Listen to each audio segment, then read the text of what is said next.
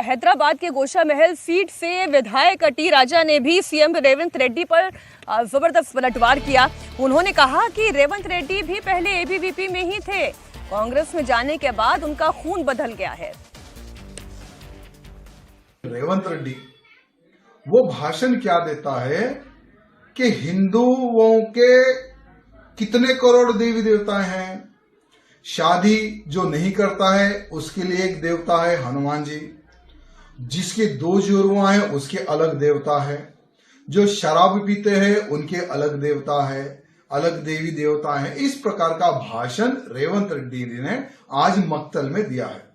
तो मैं रेवंत रेड्डी को पूछना चाहता हूं, तुम्हारा बैकग्राउंड जो था वो एबीवीपी का था, यानी तुम भी हमारे ही बेटे थे, लेकिन वो नालायक बेटा जैसा ही कांग्रेस में जाता है, क्या खून में क्या परिवर्तन आ गया क्या रेवंत रेड्डी के? मैं पूछना चाहता हूं।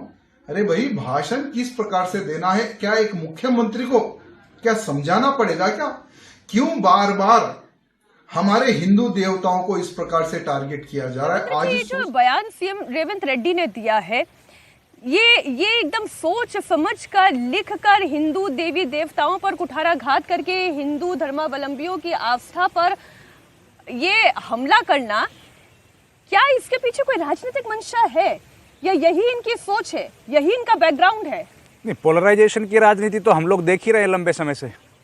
तमाम पॉलिटिकल पार्टी इस तरह की बातें कर ही रही हैं कि अपना जो उनका बेस है वोट का, उसको कंसोलिडेट करें अपने पक्ष में।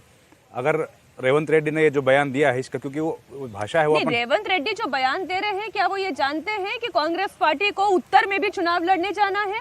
क्या वो ये जान रहे हैं उत्तर प्रदेश में भी चुनाव आएगा, वहां पर भी आपको लड़ाई लड़नी है? क्या वो ये जानते हैं कि कांग्रेस पार्टी को पश्चिम बंगाल में भी चुनाव लड़ना है, वहां पर भी माता की पूजा होती है? उनको हिंदुओं के वोट से मतलब है या नहीं है?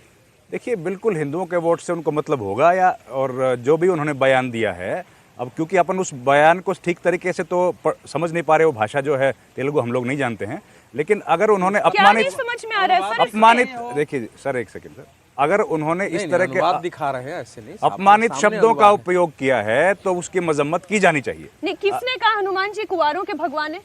कौन से टेक्स्ट में लिखा हुआ है?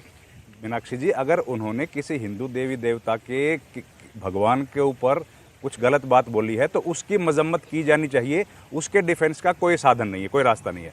लेकिन ये राजनीति जो है, ये इस तरह की पॉलिटिक्स हम लोग 1 दशक से ज़्यादा वक्त से देख रहे हैं कि जो भी राजनीतिक दल को जिस भी तरह की चीज़ें सूट करती हैं, पोलराइजेशन करने के लिए वो पॉलिटिक्स उस तरह की जाती है। ये भी उसी का एक नज़ारा होगा और इनको कोई ना कोई राजनीतिक फायदा उसमें दिख रहा होगा, इसलिए इन्होंने ऐसा बात बोली है। दूसरे पक्ष में भी हम लोग इस तरह की बातें सुनते हैं। नहीं, मैं आपको बताती हूँ कि हिंदुओं के सहिष्णु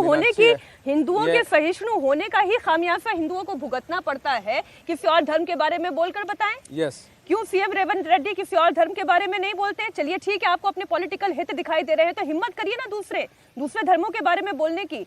केवल हिंदू सहिष्णु है इसलिए इतनी बकवास सुन लेता है।